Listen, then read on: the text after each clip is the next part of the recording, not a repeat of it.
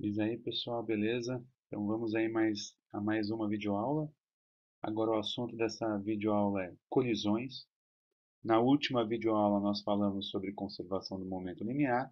Agora vamos estar utilizando desse conceito para falar de colisões, beleza? Então vamos nessa.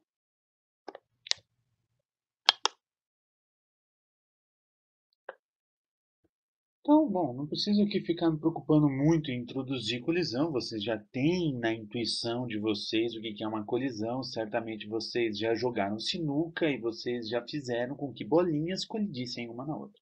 Então, tranquilo. Mas de qualquer forma, vamos ler os textinhos aqui nesta pequena introdução. Então, colisões podem ocorrer entre dois ou mais corpos, ok, beleza, tranquilo.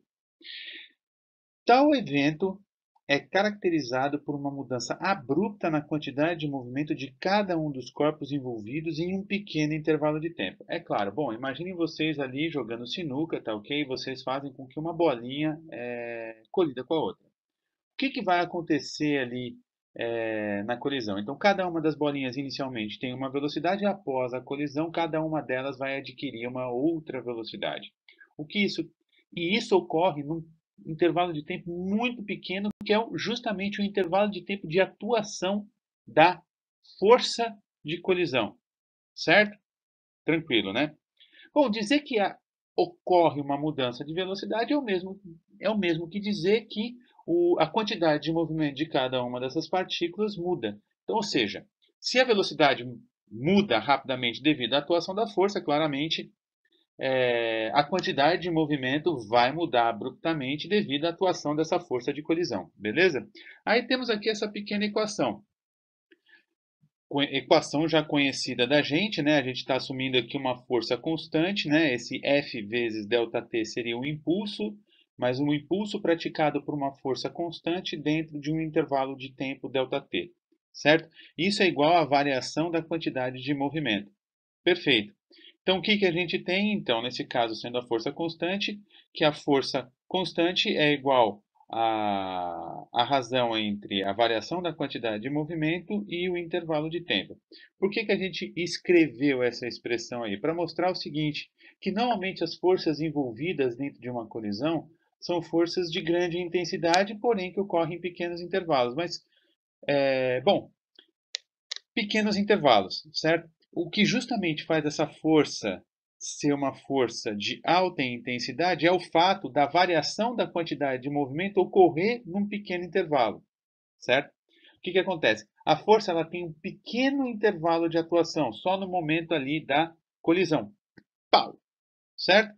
Foi lá, colidiu, pequeno intervalo e ocorre, dependendo obviamente da intensidade dessa força, faz com que ocorra uma grande variação na quantidade de movimento individualmente em cada uma das partículas. Beleza? Beleza. Mas essa força, justamente, ela é mais intensa justamente por causa do pequeno intervalo de tempo com que ocorre essa variação da quantidade de movimento.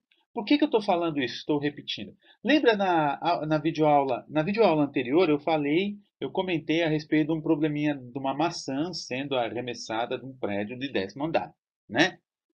Na verdade, duas maçãs. Uma caindo numa piscina de geleia e outra caindo no chão duro.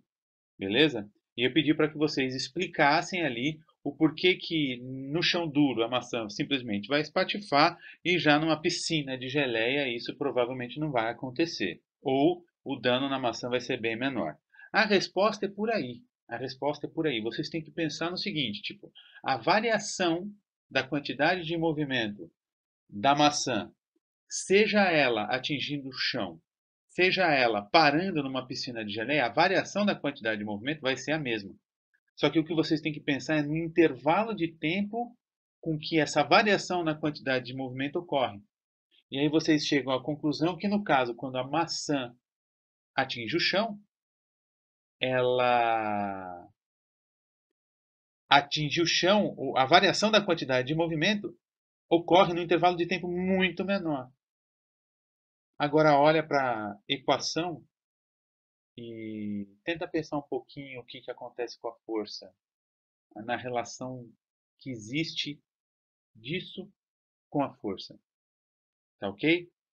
Se você se perdeu nesse exemplo, você tem que assistir a aula anterior. Tá bom? Então tá. Mas o que nos interessa agora aqui é falar a respeito de colisões. Então vamos falar de colisões.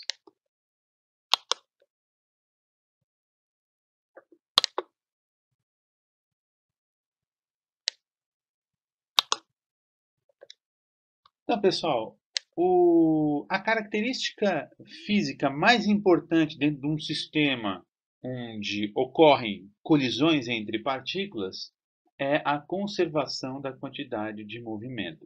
Isso aí foi algo que a gente já discutiu em aulas anteriores, mas a gente vai retomar a discussão aqui para a gente entender a física da colisão entre partículas. Tá ok? Então vamos lá. O que nós temos aqui? Vamos observar. Temos aqui um desenho de duas partículas, uma partícula meio rosa-choque, roxo, e outra meio azul, sei lá o que, azul calcinha, sei lá. Tá aqui, para alguns deve ser verde isso aí, né? Bom, não importa. Bom, temos aqui duas partículas, né? Temos aqui duas partículas, tá ok? Se aproximando em rota de colisão. Ótimo, perfeito. Duas partículas se aproximando em rota de colisão. Beleza? Eu consigo fazer menção, eu consigo calcular, dado o fato de eu conhecer a massa de cada uma das partículas mais as velocidades de cada uma das partículas, eu consigo calcular a quantidade de movimento de cada uma delas e, portanto, a quantidade de movimento total do sistema antes da colisão, que eu vou estar chamando de PA. Ok? Tá aqui. Está chamando de PA. E esse PA vai ser igual a M1V1A, certo? Mais M2V2A. Beleza? Onde V1A é a velocidade da partícula 1 antes da colisão e V2A é a velocidade da partícula 2 antes da colisão. Certo? Então, temos aqui a quantidade de movimento total do sistema de duas partículas, do sistema que constituem essas duas partículas. Temos, então, aí a quantidade de movimento total, beleza? Dado pela somatória da quantidade de movimento de cada uma delas antes da colisão, certo? Então, como eu falei, essas duas partículas estão em rota de colisão e em algum momento isso vai acontecer, elas vão colidir, beleza? E no momento da colisão, o que acontece? Uma partícula vai aplicar força sobre outra partícula. Beleza? Só que essas forças, isso aí também a gente já discutiu na aula anterior, essas forças que uma partícula aplica sobre a outra obedecem à relação da terceira lei de Newton de ação e reação, certo? São forças de cunho interno ao sistema de partículas, certo? São forças de cunho interno ao sistema de partículas, são forças de interação e vão, obviamente, se observado o sistema como um todo, elas vão se autoanular, observado o sistema como um todo, certo? Porque a força que a partícula 1 exerce sobre a partícula 2 tem mesma intensidade e sentido oposto à força que a partícula 2 exerce sobre a partícula 1, terceira lei de Newton. Então, quando observado o sistema como um todo, o que acontece com essas forças? Elas se anulam, simplesmente, ok? E, portanto, essas forças se anulando, essas forças internas ao sistema de partículas se anulando, não fazem, não permitem, quer dizer, não que não permitam, o que acontece? Essas forças não fazem não ocasionam qualquer modificação na quantidade de movimento do sistema como um todo. Ok? O sistema como um todo, a quantidade do movimento do sistema como um todo se conserva. Por quê? Porque essas forças internas, elas não, pelo fato de elas se autoanularem ali, certo? Não fazem qualquer efeito sobre a quantidade de movimento do sistema como um todo. Ou seja, após a colisão, e aqui nós temos aqui agora as duas partículas se afastando, após a colisão, a quantidade de movimento vai se conservar. Então, temos aqui a quantidade de movimento após a colisão, depois da colisão, que eu estou chamando de PD, vai ser igual à quantidade de movimento da partícula 1 depois da colisão, dado por m1v1d, onde v1d é a velocidade da partícula depois da colisão, mais a quantidade de movimento da partícula 2 depois da colisão, m2v2v, que é a velocidade da partícula 2 depois da colisão. No fim das contas, essa quantidade aqui, essa quantidade vetorial, o PD, a quantidade de movimento total depois da colisão, é igual à quantidade de movimento total antes da colisão, como temos aqui mostrado neste quadradinho aqui, ó. Certo? Ou seja, PA, quantidade de movimento do sistema de partículas antes da colisão, é igual a PD, que é a quantidade de movimento do sistema de partículas depois da colisão. Está aqui. Beleza? Então, com isso a gente constrói uma equação, certo? Com isso a gente constrói uma equação que é M1V1A mais M2V2A igual a M1V1D mais M2V2D. Certo? Temos uma equação que vai fazer parte de um sistema de equações que ainda a gente vai ter que construir, a gente já vai construir já já. Mas eu acho que fica bem claro isso, né? Tá bem claro. Espero que esteja bem claro. Qualquer coisa é só me mandar um e-mailzinho ou vir falar comigo que tranquilamente a gente tira a dúvida, beleza? Mas tá, vamos continuar. Ainda tem muita coisa para falar a respeito de colisão.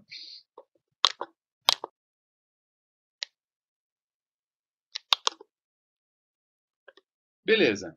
Já falamos então que a principal característica de um sistema físico onde ocorrem colisões entre partículas é a conservação da quantidade de movimento total do sistema, beleza? Mas existem vários pequenos detalhes que envolvem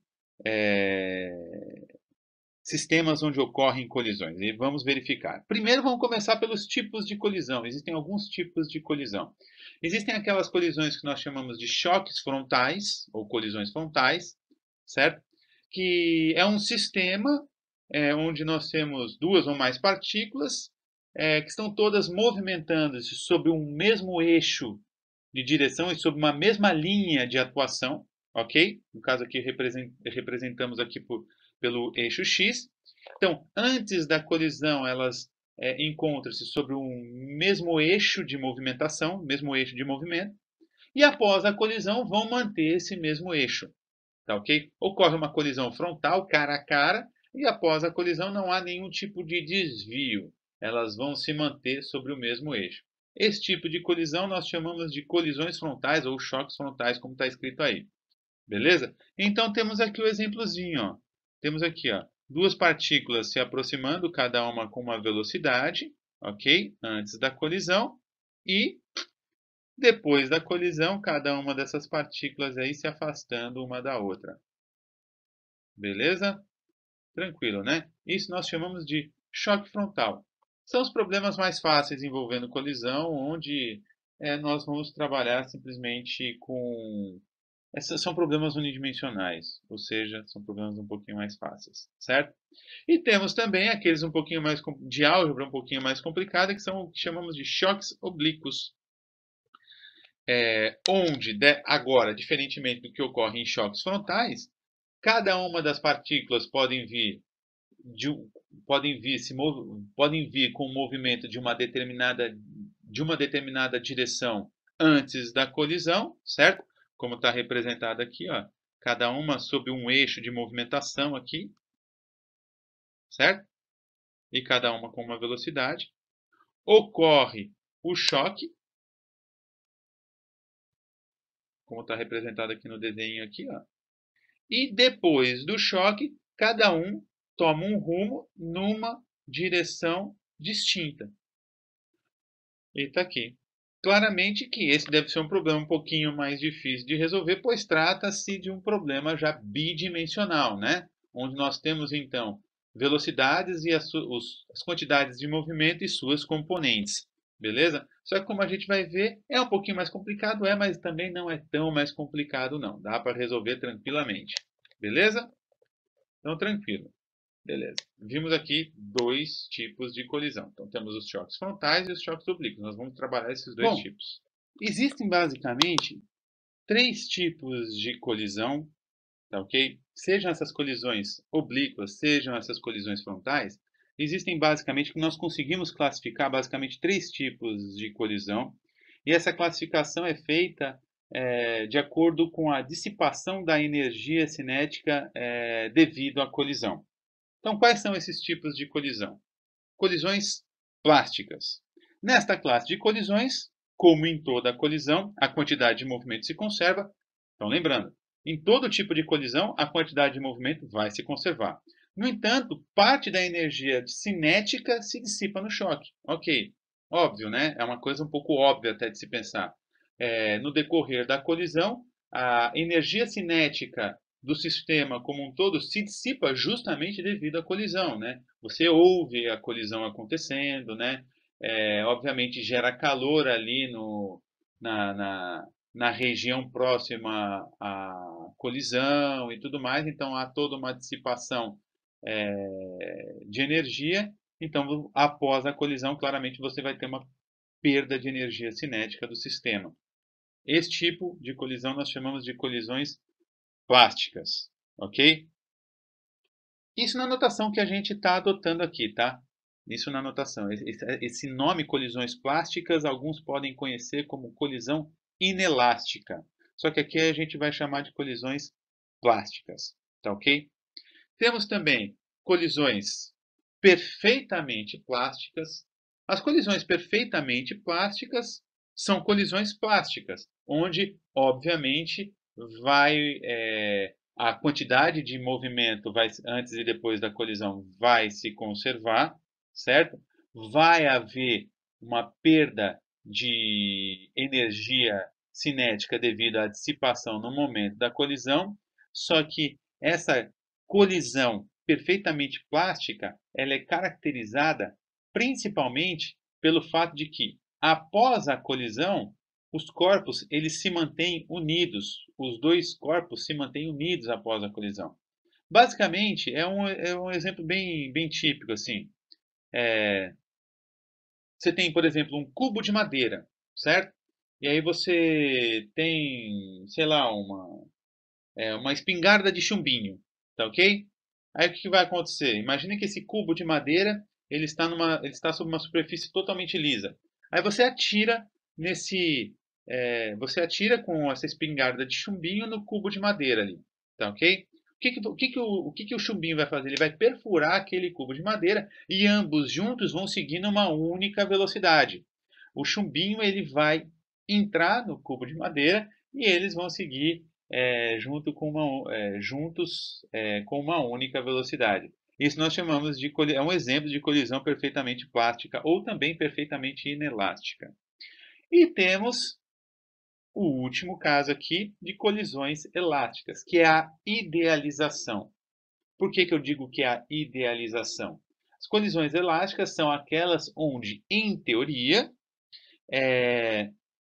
não há dissipação de energia cinética devido à colisão. É claro que é uma situação totalmente ideal, sempre vai haver perda, dissipação de energia devido à colisão. Só que a gente consegue em ambientes controlados, certamente consegue-se boas aproximações ao que nós classificamos como sendo colisões elásticas. Então vamos ler aqui, está dizendo o quê?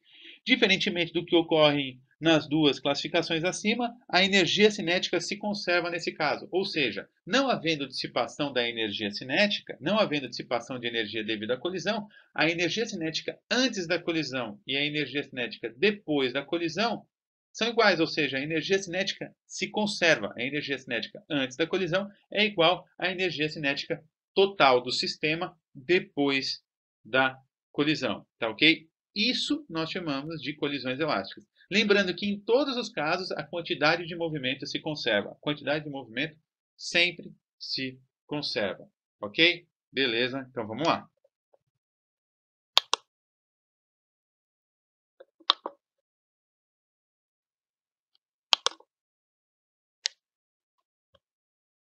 Então, pessoal, se tratando então de colisões, um parâmetro extremamente importante a se citar é o que chamamos de coeficiente de restituição da colisão. Na prática, esse parâmetro ele vai nos servir como um parâmetro auxiliar para a construção do sistema de equações que depois deve ser resolvido para a gente resolver o problema em si, tá ok? Mas fisicamente é um parâmetro que ele faz menção à perda da energia cinética total do sistema devido à dissipação na colisão, tá ok? É, Esse parâmetro, ele é um parâmetro dedutível. Eu aqui não vou fazer a dedução, não vou demonstrar a dedução deste parâmetro, tá ok? Vocês podem encontrar essa dedução tanto no livro Hibbeler, tá ok? Volume 2, quaisquer das edições, como também no Beer, volume 2, quaisquer das edições. É, nos livros, nesses livros, eles fazem para deduzir esse sistema, eles tomam como base ali o momento da colisão e a troca da quantidade de movimento ali no momento da colisão. É uma dedução um pouquinho intrincadinha, mas também nada impossível de se fazer. Para mim, não entendi como sendo algo importante em se tratando de colisões, então, eu não vou mostrar, não vou fazer a demonstração dessa dedução aqui para vocês, o que para vocês pode ser muito bom, que acaba sendo uma coisa a menos para cair na prova, né? Então, beleza. Mas tá. Bom, e o que é esse coeficiente de restituição? Vamos aqui com um ponteirinho, aqui, ó, estou circulando aqui o coeficiente de restituição. Esse coeficiente de restituição, ele é dado pelo seguinte, ele é a razão entre a velocidade relativa de afastamento e a velocidade relativa de aproximação. Como assim? Bom, vamos olhar a figurinha aqui, ó. Antes da colisão, independentemente do direcionamento das partículas, né, aqui já está exemplificado um sentido das partículas, né, o sentido das partículas, independentemente desse sentido, antes da colisão, obviamente as partículas têm que estar se aproximando. Se elas não estiverem se aproximando, elas estão se afastando, então não vai acontecer a colisão, né? Então, antes da colisão, as partículas estão se aproximando. E, obviamente, vocês sabem disso, nós conseguimos calcular qual que é a velocidade relativa de uma partícula com relação a outra. Isso é muito fácil de fazer, vocês sabem fazer isso muito bem, né? Certo? É só fazer a subtração de uma velocidade com a outra velocidade, dependendo de quais das partículas você vai tomar como ponto fixo. Certo? Beleza. Então, toma a velocidade relativa de aproximação aqui. Aí, depois da colisão, da mesma forma, depois da colisão vai ocorrer uma velocidade. O que a gente tem é que as partículas envolvidas vão estar se afastando, certo? Após a colisão, essas duas partículas estão se afastando, certo? Certo, né? Tranquilo, né, gente? Obviamente, as duas partículas vão estar se afastando depois da colisão. Beleza? Beleza.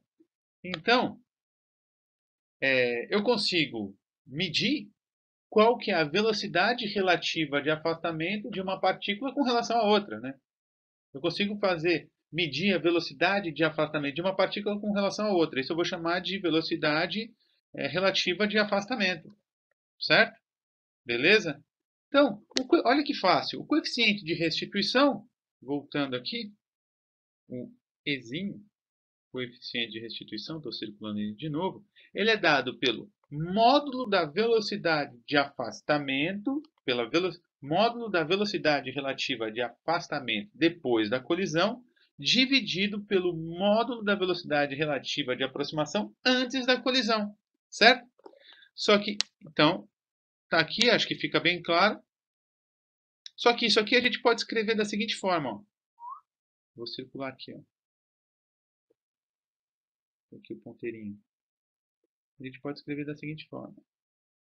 E, que é o coeficiente de restituição, certo? A gente chama normalmente E minúsculo representa o coeficiente de restituição, tá ok? E vai ser igual.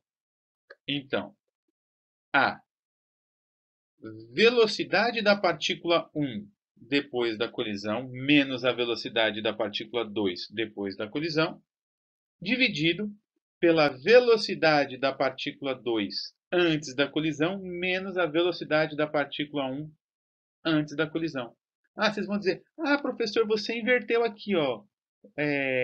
Aqui embaixo, aqui, ó, o V2 está positivo e o V1 está negativo aqui. Você inverteu aqui, né? Não, pessoal, não inverti nada, é assim mesmo. Por que que isso é feito dessa forma? Só para se garantir de que o coeficiente de restituição E sempre vai ter um sinal positivo, nada mais, tá ok? Como a gente já vai ver, esse coeficiente de restituição é um parâmetro que tem valores que variam entre 0 e 1. E dado esses valores, eu consigo classificar qual tipo de colisão que eu tenho, tá ok? Então essa inversãozinha de sinal ali é simplesmente para garantir que ele vai estar vai ter um valor positivo entre 0 e 1 aí, tá bom? Tá. O que mais? E é claro, na hora de resolver o problema, quem que vai definir quem que é a partícula 1, quem vai definir quem que é a partícula 2? Isso é você. Então, tanto faz quem que é quem ali no momento, quem vai fazer essas definições é você. Basta só tomar um cuidado para que você não tenha valores negativos para esse coeficiente de restituição. Quando você for aqui embaixo, aqui, ó. Quando você for aqui embaixo, aqui, você tem que pegar e fazer essa inversãozinha, senão você vai acabar assumindo valores negativos. Beleza, pessoal? E lembrando que notem que eu escrevi V sem colocar eu coloquei essas velocidades sem colocar a notação, sem fazer a representação de notação vetorial aí, tá ok? Por que que eu fiz isso? Porque de fato a gente está falando agora do valor das velocidades mesmo, tá ok? Do valor das velocidades, onde obviamente eu tenho que lembrar de considerar uma velocidade sendo positiva ou negativa, dependendo do sentido dessa velocidade. Só que isso claramente a gente vai trabalhar melhor nos problemas que a gente vai resolver tanto via videoaula como também em sala de aula, tá ok? Então, beleza. Vamos continuar então. Dado então este novo parâmetro, o coeficiente de restituição, é um parâmetro a mais, eu vou conseguir utilizar este parâmetro a mais como uma equação complementar, não diria nem equação complementar, como uma equação para constituir o meu sistema de equações para conseguir resolver os futuros problemas aí. Beleza? Vamos lá, vamos continuar.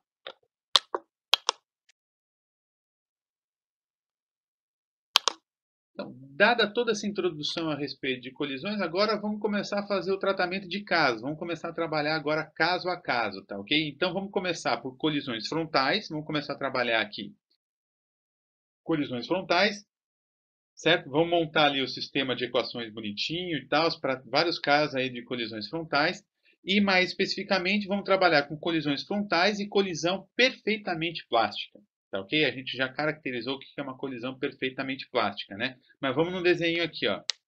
Vamos no desenho. Então, temos aqui duas partículas em rota de colisão. Estou circulando aqui, ó. Antes da colisão, em rota de colisão. Após a colisão, o que que acontece? Após a colisão, o que que acontece? Essas partículas, elas seguem uma trajetória unidas, tá ok? Com uma única velocidade, beleza? Eu estou chamando aí de VD. Essas duas partículas seguem então uma trajetória unidas com uma única velocidade. Isso é o que caracteriza uma colisão perfeitamente plástica. Beleza? Beleza. Então, a gente já sabe. O momento, quantidade de movimento, sempre se conserva. Então, nesse caso, o que a gente tem, então? Quantidade de movimento antes da colisão é igual a quantidade de movimento, a quantidade total. A quantidade de movimento total antes da colisão é igual à quantidade de movimento total depois da colisão. Então, nesse caso, o que a gente vai ter? Quantidade de movimento total antes da colisão dado pela quantidade de movimento da partícula 1, que é M1V1A, mais a quantidade de movimento da partícula 2, que é dada por M2V2A, tudo isso igual a quantidade da partícula 2, quantidade de movimento da partícula 2 depois da colisão, mais a quantidade de movimento da partícula 1 depois da colisão, certo? Só que essas duas partículas, elas têm uma mesma velocidade, ok? Então, o que a gente vai ter? A gente teria M1VD mais M2VD, que é a velocidade das duas partículas depois da colisão. Então, só tirei já o VD em evidência aqui. Beleza? Tranquilo? Tranquilo, né, gente? Acho que sem mistério isso aí, né? Sem mistério. Então, isso a gente tem, então, a condição, tem a equação referente à condição da conservação da quantidade de movimento antes e depois da colisão, no caso de colisões perfeitamente plásticas. Beleza? Que são colisões onde as partículas seguem uma única trajetória sobre a mesma velocidade após a colisão. Beleza? Como é que fica o coeficiente de restituição nesse caso aqui? O coeficiente de restituição nesse caso, esse parâmetro aqui, esse parâmetro auxiliar, a gente já viu no slide anterior. Ele é dado por essa expressãozinha aqui que eu estou circulando nesse momento. Certo? Beleza? Beleza. Adaptando essa equação, a gente vai ter o quê? Em cima, que é o V1D menos V2D, a gente vai ter VD menos VD, que é igual a zero. Ou seja, o coeficiente de restituição, no caso de uma colisão perfeitamente plástica, é igual a zero. Pronto. Beleza, tranquilo e acabou. Então, o coeficiente de restituição para o caso de uma colisão perfeitamente plástica é igual a zero. Então, nós temos como equação temos como equação simplesmente temos como equação simplesmente a condição da conservação da quantidade de movimento antes e depois da colisão. Beleza, pessoal? Então tá, vamos agora a uma outra situação. Então vamos lá. Agora vamos observar aqui o caso de uma colisão elástica, que é aquela colisão idealizada onde existe conservação da energia cinética mesmo, é onde a gente simplesmente imagina que não existe dissipação de energia devido à colisão. Beleza? Então temos uma mesma situação. Agora, aliás, temos a seguinte situação. Antes da colisão, duas partículas se aproximando em rota de colisão. Depois da colisão, as duas partículas se afastando. Tranquilo, né? Tranquilinho. Então, existe conservação da quantidade de movimento, né? Temos aqui, ó, quadradinho vermelho. Existe conservação da quantidade de movimento. Beleza? Beleza, né? Então, aqui a gente tem temos a quantidade de movimento antes da colisão, quantidade de movimento total antes da colisão, dado por M1V1A mais M2V2A, está aqui, igual a quantidade de movimento total depois da colisão, dada por M1V1D mais M2V2D. Tranquilo, né? Beleza, mesma coisa que os casos anteriores aí que a gente viu. Agora o legal, o que acontece com o coeficiente de restituição nesse caso? O coeficiente de restituição nesse caso é igual a 1. É igual a 1.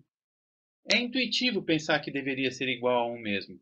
Pois vamos pensar, gente, se não existe dissipação de energia, se a energia cinética ela se conserva antes e depois da colisão, é algo intuitivo de se pensar que, então, as velocidades relativas de aproximação antes da colisão deve ser igual à velocidade relativa de afastamento depois da colisão, né?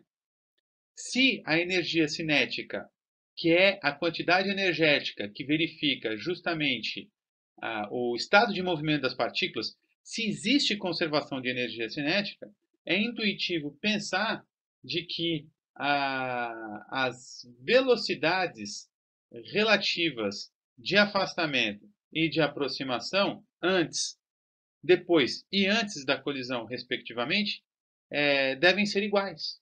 Concordam comigo? Pelo menos para mim isso é intuitivo, certo? Então, bom, para quem não acha isso intuitivo, então simplesmente guarda a informação, é igual a 1 e pronto. E com isso a gente consegue uma equação auxiliar para resolver problemas desse gênero, que é aqui, ó, V1D menos V2D igual a V2A menos V1A. Tá ok? Então nós temos essa equaçãozinha que vai nos servir como uma equação auxiliar para solução do problema. Tá ok? Dá na mesma, só que fica mais difícil, tá ok? Digamos, não entendo esse negócio de coeficiente de restituição, então nesse caso aqui eu quero utilizar uma equação que realmente faça menção à conservação da energia cinética antes e depois da colisão. Você pode utilizar isso sem problema nenhum. Só que o problema fica um pouquinho mais intrincado, porque aí a gente vai ter um sistema de equações com termos em velocidade quadráticos. Então, o que a gente vai ter nesse caso? Eu só vou falar, então presta atenção, não vai aparecer escrito aí no slide, tá bom? Então, o que a gente vai ter? Conservação da energia cinética total antes da colisão tem que ser igual à conservação da energia cinética total depois da colisão. Então, o que a gente vai ter antes da colisão? Meio, energia cinética antes da colisão, meio de M1V1A ao quadrado mais meio de M2V2A ao quadrado. Essa é a energia cinética total antes da colisão, que deve ser igual à energia cinética total depois da colisão, que é meio de M2V1D ao quadrado mais meio de meio de M2V2D ao quadrado mais meio de M1V1D ao quadrado, certo? Essa equação, eu tomar esta equação é equivalente a eu tomar a equação referente ao coeficiente de restituição. Beleza? Tranquilo, pessoal? São duas equações que elas são equivalentes. Tomar uma ou tomar outra vai dar na mesma no resultado final do problema. Ok? Beleza? Então tá, vamos continuar.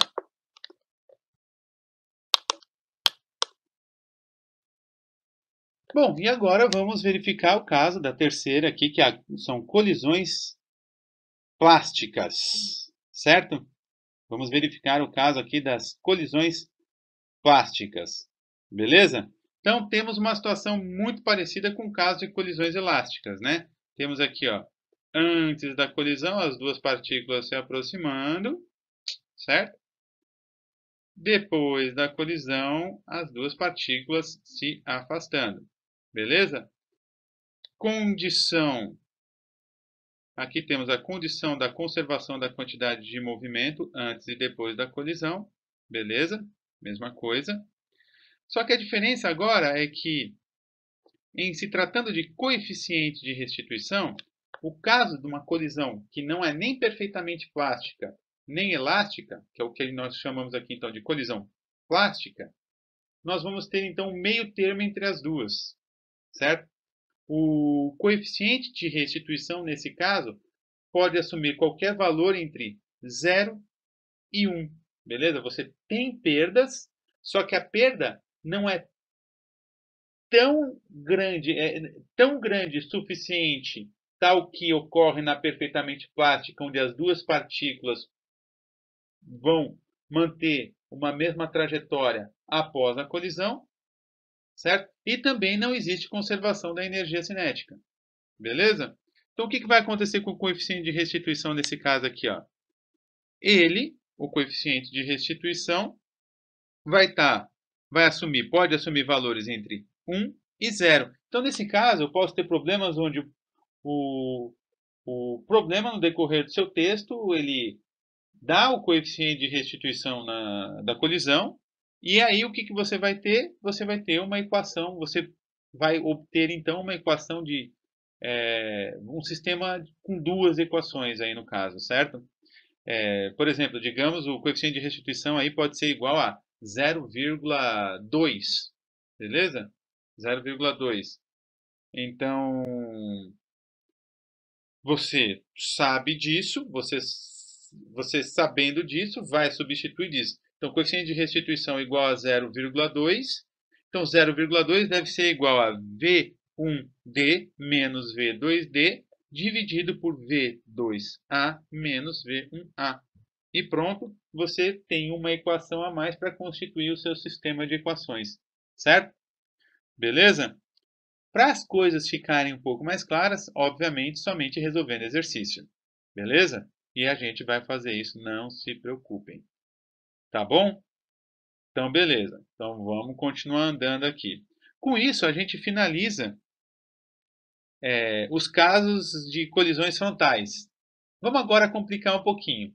Vamos agora partir para montar o sistema de equações no caso de colisões oblíquas, beleza? Vamos lá. Então vamos lá agora para o caso de colisões oblíquas. Como a gente já introduziu, as colisões oblíquas ocorrem quando as duas partículas antes da colisão seguem cada uma tem um direcionamento distinto e pós a colisão elas vão seguir cada uma trajetória, um direcionamento distinto também, certo? Então, temos nesses casos aí colisões, nós chamamos esses casos aí de colisões oblíquas, beleza? Então, são problemas bidimensionais, beleza? Obviamente, em tese, dificulta bastante. Em tese, dificulta bastante. Contudo, a gente vai dar uma facilitada na situação aqui, beleza? A gente vai conseguir transformar um problema como esse, seria bidimensional, num problema unidimensional, assumindo um sistema de referência bastante particular. Mas vamos lá aqui, só para mostrar para vocês, deixa eu surgir aqui com um ponteirinho.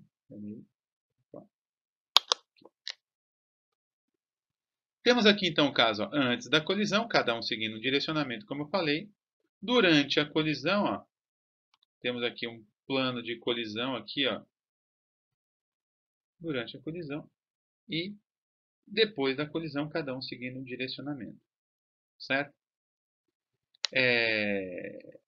Assim como a gente fez para o caso de colisões frontais, qual que é o objetivo? Montar um sistema de equações e depois resolver esse sistema de equações. Fechou. Basicamente isso.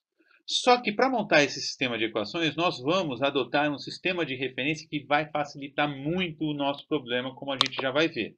Beleza? Vamos lá. E o sistema de equações que nós vamos adotar, nós chamamos de sistemas de equações, sistema de coordenadas normal e tangencial. Veja só, apesar do mesmo nome, não tem nada a ver com aquelas coordenadas normal e tangencial que a gente viu para caracterizar corpos sob ação de forças centrais, essas coisas, tá? É uma coisa distinta aqui, tá bom? Vocês já vão ver por que tem esse nome. Nós vamos adotar esse sistema de referência, ele é o seguinte. A gente sabe que temos aqui essas duas partículas, elas estão colidindo, e numa colisão, duas partículas colidindo, você tem um plano, você tem a formação de um plano sobre o qual a colisão ocorre, né? É fácil vocês perceberem isso. Batam uma palma e mantenham a mão. Bateram a palma, mantenham a mãozinha fechadinha aí. Fica claro, a palma da mão de vocês que está grudada, no caso aqui encostada uma na outra, formam um plano que é o plano de colisão. Beleza? Então, nós vamos tomar essa característica de colisões, essa característica física de colisões, que é a existência de um plano de colisão. E vamos traçar nosso sistema de referências de acordo com esse plano de colisão. Então, um dos eixos do meu sistema de referência é o eixo T, que eu estou circulando aqui, que é o eixo tangente ao plano de colisão. Eu tenho um plano de colisão, uma linha tangente, ou seja, paralela a esse plano de colisão, é o que eu vou chamar de eixo T, eixo tangente ao plano de colisão. Certo? Beleza? Tranquilo, né? Tranquilo. E claramente, se eu estou adotando um sistema de coordenadas, eu vou ter que ter um outro eixo que seja perpendicular a esse eixo T. E esse outro eixo perpendicular ao eixo T é o que eu vou chamar de eixo normal ao plano de colisão. Está aqui, ó. Eixo normal ao plano de colisão. Eixo N. Beleza? Então, é um eixo que ele será perpendicular ao plano de colisão, obviamente, né? Se ele é perpendicular ao eixo T, que é tangente ao plano de colisão, o eixo N deve ser, então, perpendicular ao eixo de colisão, certo? Por que de escolher esse sistema de coordenadas e não um sistema de coordenadas quaisquer x, y? Porque isso aqui, meu caro, facilita pra caramba a solução do problema. Vai facilitar demais a solução do problema. Pelo seguinte, quando você pega, mais uma vez, bate palma, você tem a palma da mão, a palma da mão uma colada na outra ali. Você consegue perceber que a força que uma mão aplica sobre a outra mão, ela é perpendicular? Você consegue notar que ela é perpendicular ao plano formado pelas palmas da mão encostadas uma na outra? No momento da colisão, bateu, a força que a mão aplica uma sobre a outra, as duas forças, essas duas forças que uma aplica sobre a outra, elas têm componente, elas somente têm componente na direção normal ao plano de colisão, como está mostrando na figurinha. Aqui, ó. Elas têm componente normal. Essas forças que uma exerce sobre a outra no momento da colisão, a força da colisão, elas têm componente normal ao eixo de colisão somente. Somente componente normal. Não existe componente de força na direção tangente ao plano de colisão. Se você não consegue enxergar isso, fica batendo palma aí até você conseguir enxergar. Uma hora você vai conseguir perceber isso que eu estou dizendo. Então, evidenciando mais uma vez, colocando mais uma vez, as forças de interação, as forças de colisão, as forças que constituem a colisão dessas duas partículas, vão ter somente componente perpendicular ao eixo normal de colisão. Isso, meu caro, vai facilitar demais o problema. Mas pensa que facilita demais o problema. Vocês já vão ver por quê.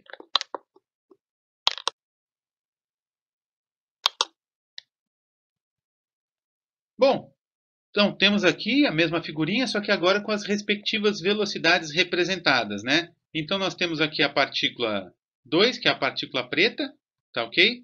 Ela vem com uma determinada velocidade v2a, velocidade antes da colisão, numa determinada direção, certo? E claramente, como vocês devem perceber, essa velocidade ela vai ter então esse vetor velocidade ele tem então uma componente na direção normal e uma componente na direção tangente ao plano de colisão, certo? Beleza? Mesmo caso aqui, ó, da partícula 1, ela vem com uma velocidade v1a, certo? E esse vetor velocidade v1a, obviamente, tem componente tangente ao eixo de colisão e componente normal ao eixo de colisão. Bastante claro também, bem óbvio, certo? Após a colisão, onde as forças de colisão ocorrem somente sob o eixo normal ao plano de colisão, certo? Após a colisão, cada uma segue sob um direcionamento com uma determinada velocidade. Então, aqui, ó, em azulzinho, nós temos representados o vetor V1D, o vetor velocidade V1D, que claramente também tem componente tangente ao plano de colisão e componente normal ao plano de colisão, certo? E temos, em azulzinho de novo aqui, ó, circulando, a velocidade V2D, que tem componente tangente ao plano de colisão e também componente normal ao plano de colisão, certo? Então, ambas as velocidades têm suas respectivas componentes. E beleza. Certinho, pessoal? Então, o que acontece aí? Nós temos, então, um problema bidimensional. E eu vou tratar como tal, ou seja, eu vou tratar de forma independente cada um dos eixos. E sob as componentes em cada um dos eixos. E as componentes sob cada um dos eixos, vejam só, as componentes sob cada um vale as características de conservação da quantidade de movimento sob cada uma dessas componentes. Ok? Ou seja, eu vou tomar, então, o eixo normal de colisão, tá ok? E vou resolver o problema como se fosse um problema de colisão frontal. E pronto. Beleza? Vou tomar as componentes de velocidades e de momentos, de quantidades de movimento, sob o eixo tangente ao plano de colisão e vou resolver como se fosse um problema de colisão frontal. E acabou. Ou seja, eu resolvo os problemas, eu resolvo um problema de colisão frontal em cada um dos eixos. Ou seja, eu basicamente dobrei o trabalho. Só que tem uma coisa que vai facilitar muito a nossa vida. Tem uma coisinha aqui que vai facilitar bastante a nossa vida. Como eu já mencionei com vocês, as forças de colisão agem somente sob o eixo normal ao plano de colisão, certo? Ou seja, não existe componente de força sob o eixo tangente ao plano de colisão, ok? Gente, veja só, vamos pensar no seguinte, se não existe força, então eu falei para vocês, olha, eu vou tratar, então, vou pegar agora as componentes dos momentos na direção tangente ao plano de colisão, e eu estou falando para vocês que eu vou tratar como se fosse um problema individual, certo? Como se fosse um problema de colisão frontal. Beleza? Beleza. Só que olha só o que acontece. De fato, gente, na componente tangente, se não existe força, componente de força, é como se não acontecesse colisão nenhuma na direção tangente de colisão, na direção tangente ao plano de colisão, sob o eixo T. É como se não acontecesse colisão alguma sobre esse eixo.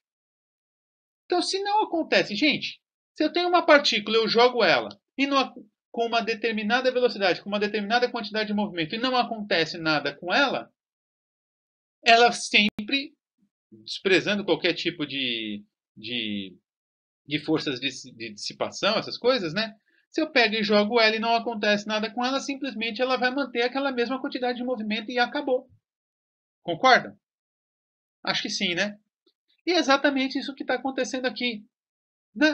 Como não existe componente de força de colisão na direção tangente ao plano de colisão, simplesmente as quantidades de movimento de cada uma das partículas individualmente vai se manter igual antes e depois da colisão. Beleza? Basicamente o que a gente tem é isso aqui, ó. A componente tangente da quantidade de movimento da partícula 1 antes da colisão tem que ser igual à componente tangente, a componente sob o eixo T da quantidade de movimento da partícula 1 depois da colisão. Ou seja, a quantidade de movimento da partícula individualmente se mantém igual, se mantém a mesma. Por quê? Porque não existe força. As forças só agem sobre o eixo normal. Então, é como eu tomo o eixo tangente, é como se sobre o eixo T não tivesse acontecido nada. Então, simplesmente a partícula vai manter, vamos dizer assim, a sua trajetória sobre vai manter a mesma quantidade de movimento e a mesma velocidade sob essa sobre essa componente. Percebe? Então, talvez você considere isso um pouquinho confusinho que eu estou falando. Mas, presta atenção, na dúvida vem e me pergunta. Então, o em suma disso tudo aqui, o que eu posso dizer para vocês é o seguinte. Por que esse sistema de coordenadas facilita muito? Justamente porque, sob o eixo T, que é o eixo tangente ao plano de colisão, as quantidades de movimento de cada uma das partículas antes e depois da colisão se mantêm iguais. Então, o que a gente vai ter aqui é isso. Ó. P1AT, que é a quantidade de movimento da partícula 1 antes da colisão, a componente tangente dela, né? Vai ser igual a P1DT, que é a componente sobre o eixo T da quantidade de movimento da partícula 1 depois da colisão. Então, antes e depois da colisão, a partícula 1 vai manter a mesma quantidade de movimento em se tratando da componente da quantidade de movimento sob o eixo T. E a mesma coisa vai acontecer com a partícula 2. A quantidade de movimento sob este eixo se mantém. A componente da quantidade de movimento sob este eixo se mantém antes e depois da colisão. Obviamente, se a quantidade de movimento de cada uma das partículas se mantém individualmente, então as velocidades das partículas, as componentes das velocidades das partículas sobre este eixo se mantêm, vão ser sempre iguais, certo? Então, a velocidade da partícula, a componente sobre o eixo T da velocidade da partícula antes das duas partículas antes da colisão será igual a componente sobre o eixo T da velocidade das partículas depois da colisão individualmente cada uma delas. Isso facilita muito o problema porque é um resultado direto, é uma igualdade direta. Então, com isso, o que a gente faz? A gente transforma um problema que seria bidimensional em um problema unidimensional. Agora, a única coisa que a gente tem que fazer é resolver o problema sobre o eixo normal. Tá ok, pessoal? Beleza? Qualquer dúvida é só entrar em contato comigo, ok? Então vamos lá, vamos continuar. Então tá, pessoal, agora o que a gente tem, vamos agora resolver o problema, né, o problema sob a direção normal ao plano de colisão, só que sob a direção normal do plano de colisão é simplesmente um problema unidimensional que recai em todos os casos que a gente já estudou no caso de colisão frontal, certo? Então aqui nós temos a equação referente à conservação da quantidade de movimento, certo? Está aqui.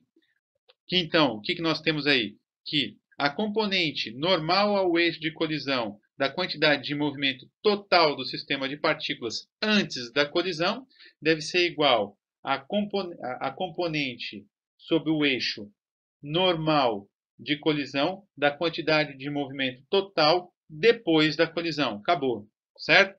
E aí, podemos utilizar o nosso parâmetro auxiliar, que é o coeficiente de restituição, para constituir uma segunda equação do meu sistema de equações e depois resolver o problema, né?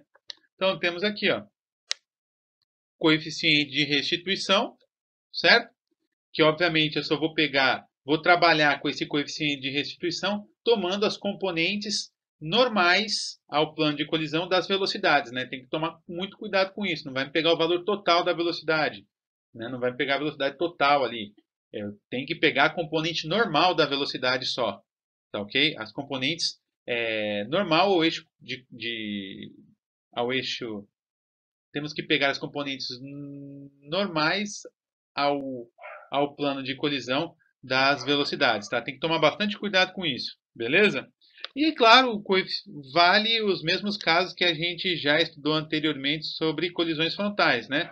Nós temos aqui que o coeficiente de restituição é igual a zero no caso de uma colisão totalmente plástica, o coeficiente de restituição é igual a 1 no caso de uma colisão elástica e temos conservação de energia cinética, e o coeficiente de restituição pode ter valores variando entre 0 e 1 no caso de uma colisão plástica. Beleza, pessoal? Então, a aula basicamente é essa, tá? O que eu faria com vocês em sala de aula seria exatamente isso que eu acabei de fazer nessa aula sobre colisões e na videoaula anterior sobre impulso e variação de quantidade de movimento e conservação da quantidade de movimento. Beleza? Os exercícios referentes já estão postados ali no YouTube. Eu vou colocar o link deles na descrição do vídeo, tá? Então fiquem atentos aí à descrição do vídeo. Eu vou estar colocando aí. Beleza? Então tá, pessoal. Até a próxima aula. Aquele abraço para todo mundo. Tchau.